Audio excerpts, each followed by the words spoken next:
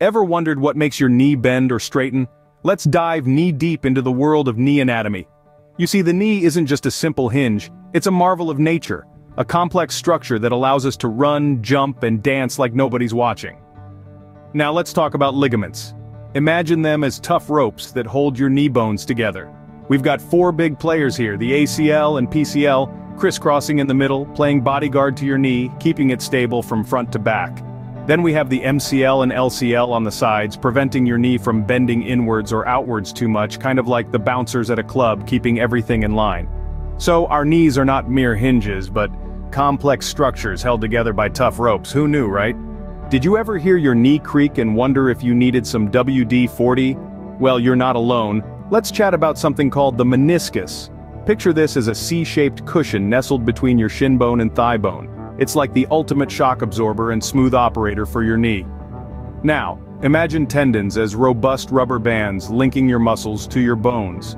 You've got a superstar in there called the patellar tendon, connecting your kneecap to your shin bone, making those knee bends possible. Ever had a grueling workout and felt a nagging pain around your kneecap? That's your body introducing you to patellofemoral pain syndrome, or PFPS. It's a common issue often caused by overdoing it on the treadmill or squat rack. Not exactly a trophy you want to bring home. So no need for WD-40, just a better understanding of these knee terms, and you're good to go. Ever had a knee that swelled up like a balloon or got as hot as a summer's day? Well, you might have been dealing with a Baker's cyst, a fluid-filled sac that develops behind the knee, kind of like an unwanted party balloon. Not the best party favor, right? Then there's gout and rheumatoid arthritis, two types of inflammatory arthritis that can make your knee feel like it's on fire. Imagine having a tiny angry dragon trapped in your knee. Not a fun thought, is it? Now let's talk about sprains and ruptures. Picture a sprain as a rope that's been stretched too thin or slightly torn. Annoying, yes, but fixable. A rupture, though? That's when the rope snaps completely. Ouch! These knee troubles might sound like the plot of a horror movie, but don't worry. With proper care, even the scariest knee problems can be tackled. Remember, a hot knee isn't a superpower, just a sign you need to cool it down and see a doc. What if your knee decides to throw a tantrum and needs more than just a timeout?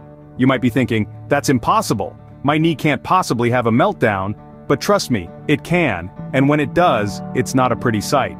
So, what's the first line of defense? Well, you've probably heard of a little something called RICE, not the kind you have with your stir-fry, but rest ice compression elevation. It's like the knee's version of a spa day, helping to reduce swelling and pain. But what if your knee is being really stubborn? That's where things like meniscectomy come in. Sounds like some kind of ancient Greek hero, right? But it's actually a surgery to remove part of a damaged meniscus, that C-shaped cushion we talked about earlier.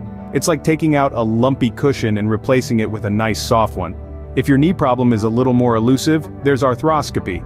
This is like sending a tiny detective with a camera into your knee to find out what's going wrong. It's minimally invasive and can help diagnose and treat those knee problems that are playing hide and seek. Sometimes the situation calls for a full-on knee replacement. Yes, you heard that right. A new knee. It's like getting a brand new car after your old one has given up the ghost. It's a big step, but it can make a world of difference. Of course, after any of these procedures, you'll need some good old physical therapy.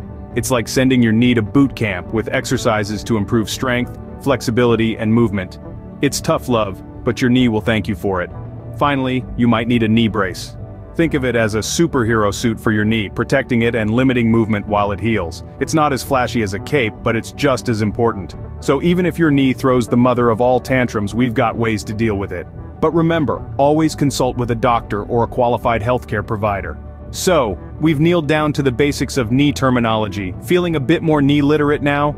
We've danced through the intricate ballet of ligaments, tendons, and the meniscus, those C-shaped cushions that keep your knee smooth and shock absorbent.